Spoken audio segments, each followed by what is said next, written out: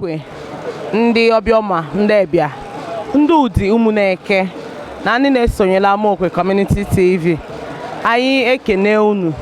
Ọka bụ unu nwanyị ọfọ Chidera Ujunwa ka unu n'onye.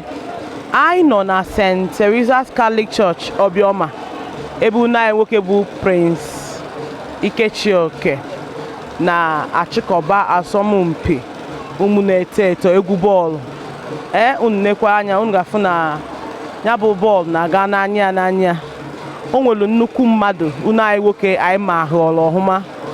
Anyị ga-agba ajụjụ ọnụ ka anyị malụ ka obi dị ya. Unu anyị nwoke anyị ekene gị. Ekene gị ada na-eke. Biko ọ ga-amasị anyị na ịgwa anyị aha gị. Kọọla ya onye bụ anyị maghị mana ụfọdụ amaghị maka ụmụ na-eto eto amaghị. Biko kọọla anyị onye bụ, gwa anyị ebe isi. Ebe a bụ Ugochukwu Agballa, abụ youth n'Udi local government area. Ikechioke bụ ezigbo ọyị nwoke. Mụ na ya na-emekọ onye mụ na ya dada mma, mụ na ya jekọkwara akwụkwọ. Biko gwa anyị ka obi dị gị na nchịkọba ụmụ na-eto eto nwa ọ chịkọbara n'ụbọchị nke taata.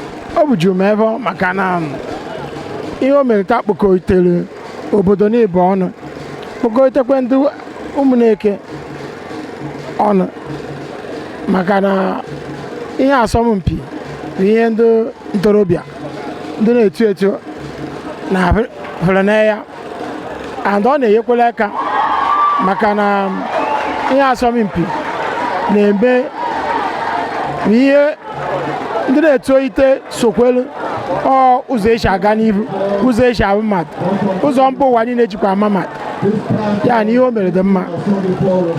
Biko kedu ndụmọdụ ị na-enye ụmụ na-eto eto na Enugu steeti na Udi gbagburu?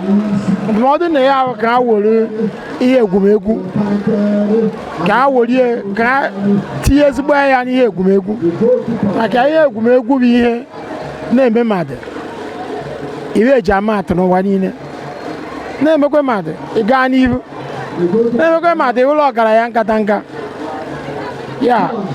Ana m ayọkwa ka ha eji na-emeri ihe egwumegwu chiwere emeri ihe mmadụ ga-eji were dị ndụ, ihe mmadụ ga-eji were maka kpọọ ya uchu, tinye oge ha. Ọ ya bụ ndụmọdụ m na-enye ha. Biko kedụzi ihe ị nwere ịgwa ezigbo ọkwa aka gị bụ Prince Ikechioke? Well, onye m ga-agwa ya jidekwe ka oji ọwa m, ọ na-eme mma dịkwanụ mma, Chukwu gọzikwa enyi ya mewekwe mma ka ọ dị eme onye ọganiru, ọ na-eme ka obodo dị mma. Anyị bụ ndị ọganiru, mụ na onwe nwekwa onye ọganiru, ọmụwe isi ndị ọganiru na Igbo niile, ya na onwe nwekwa onye isi na ọganiru. Adị ya bịa bụ idozi obodo, ya bịa bụ ime ka ewo ọṅụ, wuo udo, wuo ịhụnanya. Ọnya anyị bịara ụwa ime, anyị abịaghị ise okwu.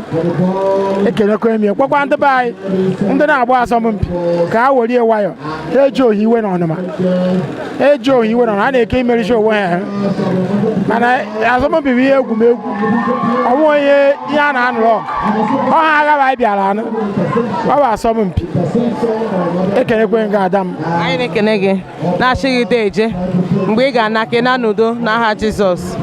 Ngị onye ọma na-ege anyị ntị, ọ ka bụ unu nwanyị Chidera Ujunwa Kunna n'onu ya. Biko cheta ka ị na-subscribe na YouTube anyị ma ọ kpọọ anyị na akara ekwentị anyị dị iche iche. Ị ga-enweta anyị ihe ọ bụla ị na-eme, kpọọ anyị ga-abịa nọnyelu gị. Demen.